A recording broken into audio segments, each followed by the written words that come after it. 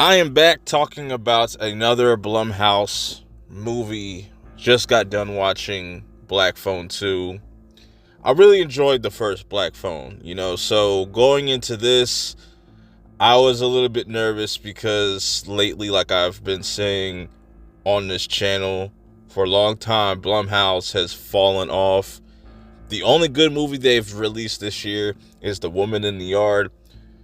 There's no debating that. I know a lot of people were mixed about that, but still the strongest release.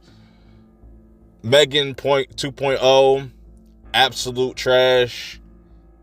And now it seems like Blumhouse is kind of repeating themselves with Black Phone 2. But before I get into my thoughts on this movie, I'm not going to spoil anything. I'm just going to give you my first impressions pretty much, and just the overall gist of this story. Now, this movie was definitely hyped up immensely. There was a lot of people on social media saying like this was the best sequel or the best Black Phone, saying a good sequel to the first Black Phone. I disagree with that wholeheartedly. You can't really take, the hype that you see online from face value sometimes. You got to just go see this for yourself. Now, there definitely will be people that really will like this movie. This is bringing us back into the world of the Black Phone with our two main characters, Gwen and Finn. It's been some years now. They're much older, but still kind of dealing with the traumatic things from the first movie. Finn especially, he's kind of just, lashing out on other people, beating people up, still trying to do whatever he can to protect his sister. But things at home are seeming to be okay, which is kind of weird.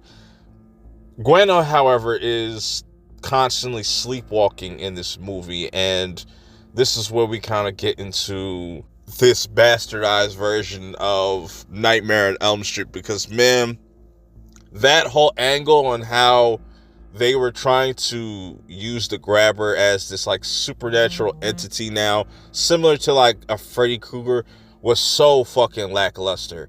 Like that whole premise, they dropped the fucking ball. Now, I do like the way that they kind of showcase Gwen being in this dream-like state.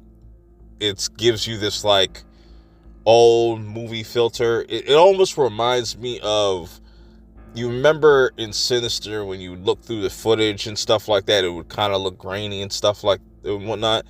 That's what it kind of reminded me of. But where it went was absolutely nowhere.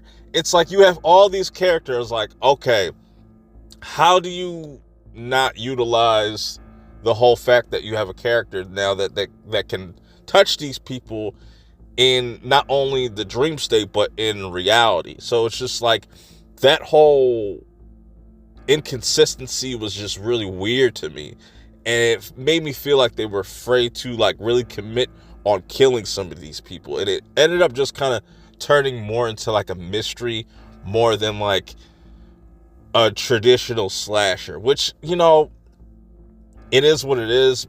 But I feel like that's where this movie really fucking falls flat.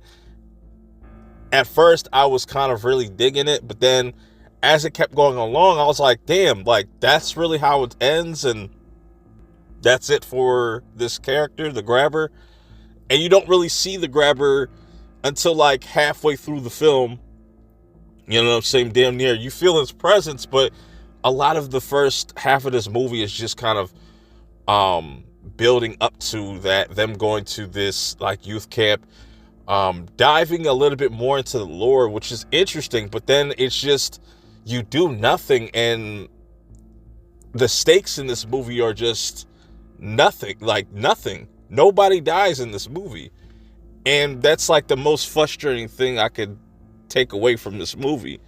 It just felt like a waste. Like, we didn't really even need this sequel, to be honest, because they didn't really fully commit to what they were going to do. Now, if they would have killed off one of the main characters, That would have been cool, because then you could have left that up to like a third movie and got more people excited to see a third movie. But now it's just like, if they end up just kind of pulling one out of their ass, then I'm just like, nah, I'm good on that, because it's just like, you had a really cool concept. It's really half-assed and half-baked. You know what I'm saying? I think the actress that plays Gwen did a great job, and the actor that plays Finn also did a good job. It's just like, man, give them some actual stakes, like actual consequences for actions or just falling asleep.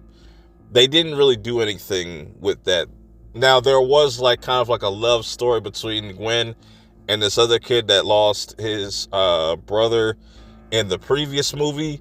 But it's like I said, I expected a little bit more when it came to just the sequel. They should have just amplified just everything, made it more like the grabber should have felt more dangerous, especially now that he doesn't have a physical body anymore. Overall, man, just disappointed with this film, this movie. I don't know what Blumhouse is doing over there. They just love just constantly making good starts or good originals and then just fucking it up with the sequels, and just, I don't know what's going on with them over there. That's just my thoughts. You might differ. I want to know your thoughts. If you really enjoyed this movie, what did you like about it? What did you not like about it? Let me know all your thoughts. Till next time, I'm out. Peace.